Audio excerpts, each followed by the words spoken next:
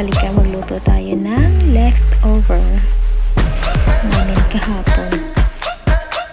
I just mix each vegetables. Ganito ako kapag mga leftover para hindi masayang.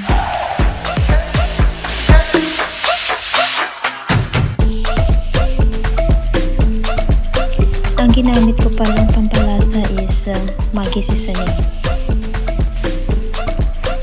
And then, while waiting the time na lumambot yung mga gulay, let's do some exercise.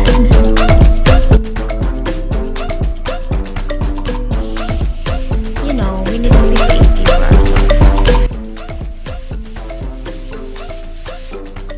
Kaya sa mga working mom na katulad ko, we need to be creative, guys. Let's do some exercise while cooking to save our time because